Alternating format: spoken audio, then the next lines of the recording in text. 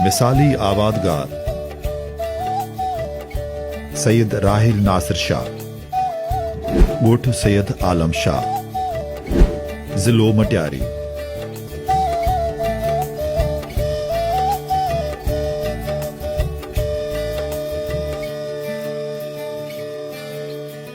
अस्सलाम वालेकुम। मुंहिंजो नालो डॉक्टर तौक़ीर अहमद शेख आहे। मां डिप्टी डायरेक्टर आहियां एग्रीकल्चर एक्सटेंशन सिंध में हैदराबाद में।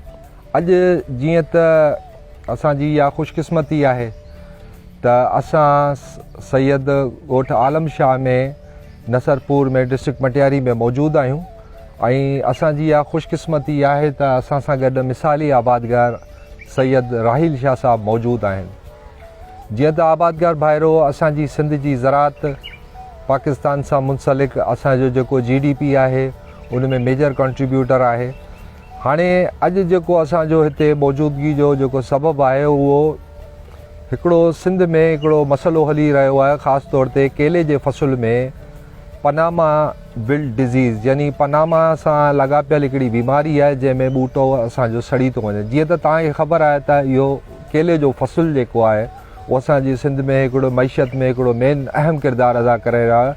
त आउं गुज़ारिश कंदुसि साईं सैयद राहिल शाह साहब खे त पंहिंजी ॼाण मां जेको माशाअल्लाह सॼी दुनिया सतह ते साईं जिन जो हिकिड़ो तजुर्बो रहियो आहे केले जे फ़सुल जे हवाले सां ऐं ॿियो जनरली जेको ख़ासि तौर ते आम ज़राअत जे हवाले सां बि असां सां जेकॾहिं उहे तजुर्बात जेकॾहिं शेयर कंदा, छो जो अॻिते हली करे इहा हिकिड़ी अहिड़ी बीमारी आहे जेको ख़ुदा न ख़ास्ता जेकॾहिं वधीक विकोड़जी वई त पोइ असांखे उन जे तदारुक लाइ हींअर ई खां ई उपाउ वठणा पवंदा त जीअं असांजो इहो अहम फ़सुलु बची सघे। अस्सलाम वालेकुम। दादा हे बीमारी जो नालो एक्चुअली आहे फुसेरियम विल्ट रेस 4। रेस 1 आई ही 1950 में। रेस 4 इन खे पनामा इन करे था चवनि जो हे पनामा में डिटेक्ट थी त उनजो नालो पनामा पइजी वियो। हाणे it's a sort of A cancer, तव्हां चइजे त कैंसर आहे। हाणे हीअ जेको तव्हां ॾिसी रहियो आहे इहा हिकिड़ी पनामा रेजिस्टेंट वैराइटी चइजे, पर नॉट टू हाई एक्सटेंट। इहो सपोज़ कयो अगरि ॿियो केलो अगरि तव्हांजो साल में थिए थो त हे इट माइट टेक 7 to 8 years। हिन जी नालो आहे 210 ऐं 218, ॿ वैराइटीज़ आहिनि। त हीअ असां लॻायो आहे, हिन खे तक़रीबन 1.5 साल पुराणो आहे केलो। ऐं हिन में सभिनि खां वॾी तव्हां हिकिड़ी शइ ॾिसंदा त हिन में नंबर ऑफ ट्रीज़ घटि आहिनि, छो त हिन जे अंदरि असां चाहियूं था त हवा जो गुज़र सही थिए, सही फोटोसेंसिस इफेक्ट थिए, पंहिंजो पता सुठा हुजनि ऐं जेको जो बचो थिए पियो उहो हिंडर न करे वॾो पतो। त इन करे असां हिन में रखिया आहिनि वधि में वधि 680 पौधा पर एकड़। त हाणे मतिलबु 6 into 2 थी विया, मतिलबु हिकिड़ो सकर यानी हुनजो चइजे या पुटु चइजे, हिकिड़ी माउ चइजे, माउ पुटु। अॻु में छा हूंदो त माउ पुटु धीअ, हाणे असां माउ ऐं पुटु रखियो आहे। इहो सादे लफ़्ज़नि असां वटां विल्ट स्टार्ट थी हितां। हिन जो मेन सबबु जेको मूं सम्झो आहे त हे दर जे लॻोलॻ आहे ऐं हितां ट्रकूं वञनि थियूं ऐं हीअ स्प्रेड थिए थी मेन सॉइल शिफ्टिंग सां। अगरि सपोज़ कयो त कंहिं वटि बि इहा बीमारी आहे उते इहो ट्रक वई त ट्रक हिते अची असां वटि आई, उहा बीमारी हिते खणी आई। वरी असांजो माण्हू वियो अंदरि फॉर हार्वेस्टिंग त हू पाण जे जुतनि में या पेरनि में खणी वियो उहा बीमारी। इहा असांखे ॼाण न हुई शुरू में, असां में ग़लती पंहिंजी मञूं था। आहिस्ते आहिस्ते इंसानु सम्झे थो त कीअं इहा बीमारी आई ऐं कीअं हिन खे असां तदारक कयूं हुनजो। उन खां पोइ ॿाहिरि वियासीं, कुझु सिखियोसीं, हाणे इहो असां सॼो ख़तमु कयोसीं। उन खां पोइ असां सॉइल ट्रीटमेंट कई with hydrochloric acid and muriatic acid and sulphuric acid, sorry not muriatic acid is actually hydrochloric acid. उन सां असां हिनखे ट्रीटमेंट करे इहो हुनजो ॿियो फ़सुलु आहे हाणे। ऐं माशाअल्लाह तव्हां ॾिसी सघो था त हिते पंहिंजी कणिक सुठी थी आहे।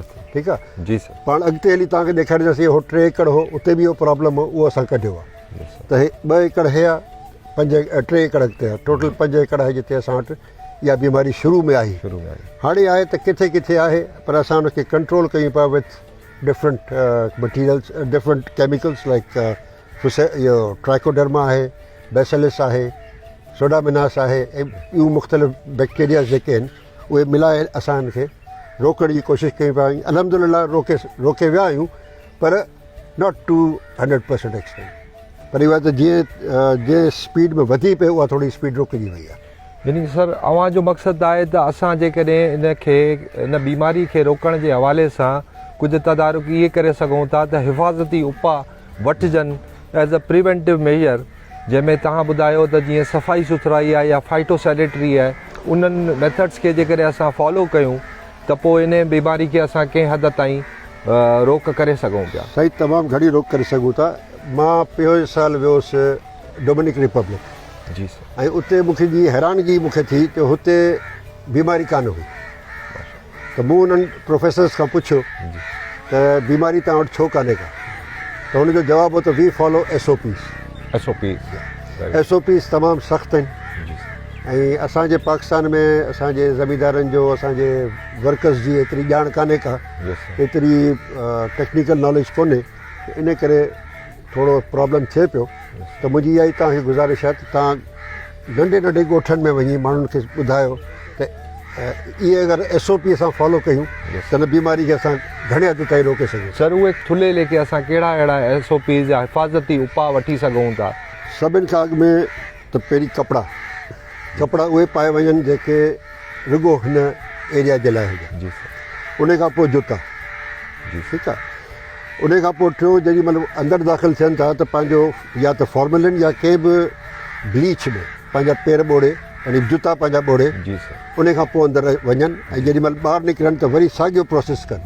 ओके, ठीकु आहे, नंबर रिपीट कनि। यस सर। ॿी ॻाल्हि त जेको ई इम्प्लीमेंट इस्तेमालु कनि था, मतिलबु ॾाटो थियो, जी सर, त उहो जेॾी महिल हार्वेस्ट कनि था त हर केले खां पोइ उनखे ब्लीच में ॿोड़े। उहे जेके औज़ार इस्तेमालु कनि था उहे ज़रई औज़ार, जी जी, उन्हनि खे साफ़ सुथरो रखनि ऐं ब्लीच में हर प्रोसेस खां पोइ उनखे ॿोड़े। मसलन अगरि तव्हां जो डीलिफिंग कयो था हिकिड़े वण जी, मसलन हिन जी तव्हां डीलिफिंग कयो, यस सर, ठीकु आहे।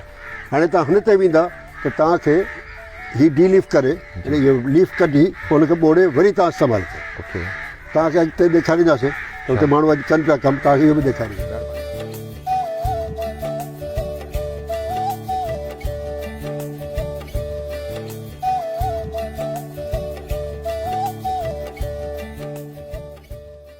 इहो हाणे ॾिसो तव्हां, इहे असां बॉब्ड वायर हई आहे त घटि में घटि को माण्हू अंदरि न वञे, यानी जेके माण्हू जी ज़रूरत न आहे उहो न वञे अंदरि। Only concern people should go inside. यानी फेंसिंग भी सर इन जे लाइ ज़रूरी आहे? या ज़रूरी आहे। या जेको मूं हींअर डोमिनिक रिपब्लिक में ॾिठो सर, उहो बि असां वांगुरु ग़रीब मुल्क आहे, त उते हिननि कैक्टस हयो आहे जिते किथे, सम्झो न, हिननि कैक्टस हणी छॾियो आहे। मूं पहिरीं जेॾी महिल कैक्टस ॾिठो त ॾाढो परेशान थियुसि। पोइ मूं प्रोफेसर खां त पुछियो, मुंहिंजो तव्हां कैक्टस छो हयो आहे? त ही टोल्ड मी की असां हिन करे हयो आहे जो को कुतो या को ॿिली अंदरि न वञे।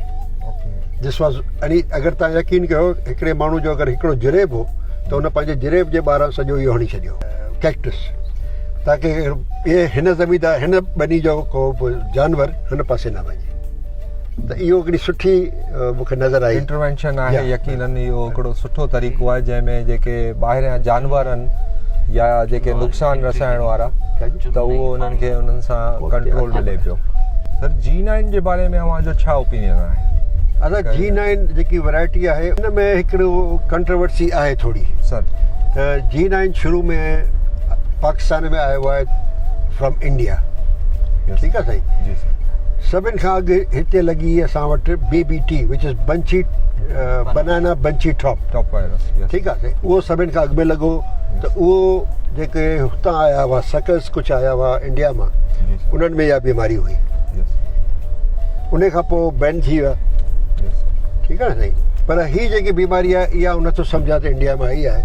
इहा आहे असांजी स्टार्ट थी आहे फ्रॉम ठट्टा डिस्ट्रिक्ट ऐं पोइ हुन ट्रैवल कयो आहे। हाणे हिन वक़्तु इहा खोखरनि वटि सभिनि खां पहिरीं आई, उन खां पोइ हाणे टंडोवाला ऐं मटियारी डिस्ट्रिक्ट में अची चुकी आहे। इवन सईदाबाद में मां ॾिसी आयो आहियां, उते बि आहे। ऐं I don't know about Khairpur, पर नवाबशाह डिस्ट्रिक्ट में आहे।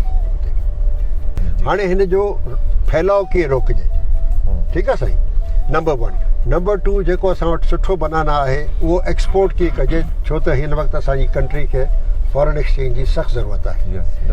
उन लाइ असांखे फॉरेन एक्सपर्ट्स 2-3 घुराइणा खपनि, वर्कर्स जंहिंखे चइजे, ऐं हिकिड़ो एक्सपर्ट हुजे जेको असांखे ॿुधाईंदो अचे त कीअं हिनखे तव्हां रोकियो, छो त हिनखे असांखे वधण खां रोकणो आहे। That is the main thing. Secondly, for export असांखे सर्टन प्रोटोकॉल फॉलो करणा आहिनि। उन लाइ को अहिड़ो वर्कर किथां वठी अचे जंहिं countries like Philippines, Sri Lanka, Ecuador वग़ैरह त महांगा पवंदा, पर वेझा इहे ई आहिनि असां वटि।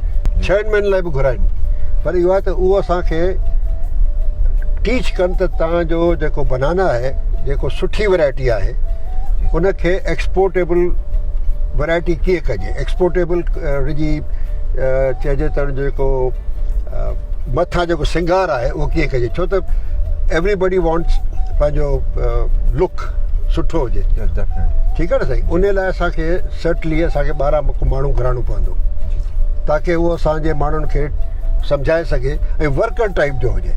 असांखे वॾो को PhD न खपे, असांखे वर्कर टाइप खपे जेको असांखे सम्झाए त बाबा ईअं तव्हां हुनखे फिंगर्स के अंदरि तव्हां कीअं पंहिंजो पैडिंग रखो, कीअं हुनखे तव्हां एफिड खां बचाए सघो था, कीअं तव्हां हुनखे पंहिंजो वाइट फ्लाई थी या फ्रूट फ्लाई थी हुन खां तव्हां बचाए सघो था। इहे सभु असांखे इहे ॿुधाइनि। So that we need somebody to teach us, ठीकु आहे न। टीच अस मतिलबु टीच आवर लेबर। इन करे मूं अर्ज़ु कई त लेबर टाइप जो माण्हू हुजे। असांजो सभिनी खां पुराणो केलो आहे, ठीकु आहे साईं। हीउ तक़रीबन 15 साल पुराणो आहे। हाणे हीअ आहे पंहिंजो बसराई जंहिंखे असां चवंदा आहियूं, ठीकु आहे साईं। हाणे इन में सभिनि खां घटि आहे, या हिन जो आहे ज़रूरु पर घटि आहे, ठीकु आहे साईं।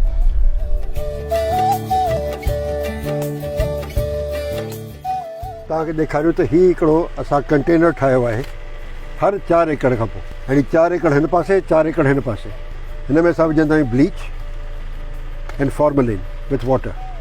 जेको बि माण्हू ईंदो हिन में पंहिंजो बूट पुसाईंदो, उन खां पोइ हिन में पंहिंजो डिप कंदो, पंहिंजो डिप करे उन खां पोइ हिन में पंहिंजो रखंदो चुन में, then he will go out inside. ऐं जेॾी महिल निकिरंदो बि साॻियो प्रोसीजर कंदो। जंहिं तव्हां ॿुधायो हर 8 एकड़नि में विच में असां इहे रखियो आहे, 4 एकड़ हिन पासे, 4 एकड़ हिन पासे। ऐं छो त हीअ असां इन करे नथा रखूं त जानवर आहिनि, असां रोके नथा सघूं, इन करे असां हिनखे रखंदा आहियूं ड्राई। जॾहिं असांखे हिते कमु कंदासीं उन ॾींहुं असां हिनखे साफ़ु करे भरे पोइ असां कमु कंदासीं।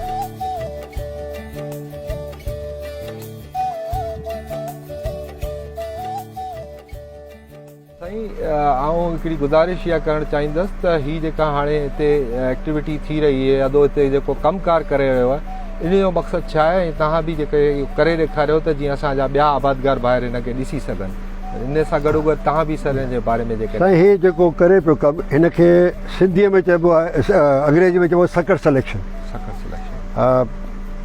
ईअं चइजे त ॿार जी सिलेक्शन चइजे, ईअं चइजे बचनि जी चूंड करणु, चूंड करणु। हाणे जीअं हीअ हिन कढियो ऐं वरी हिनखे चॉप कई। चॉप जो मतिलबु आहे त जेको हिन में पोटाश आहे उहो ज़मीन में रहिजी वञे, नंबर 1। नंबर 2, तव्हांजो जेके पता आहिनि, this will act as a mulch. Mulch मतिलबु हिन जे मथां ढके छॾिजे ताकी तव्हांजी मॉइस्चर ज़मीन में रहे, ठीकु आहे न। ऐं पाणी जी तव्हां बचति करे सघो, मेन शइ आहे पाणी जी बचति करणु। हाणे तव्हांखे हे ॾेखारियां, हिते हिकिड़ो 2 टे, हाणे हिननि मां हिकिड़ो ॿचो कढिबो,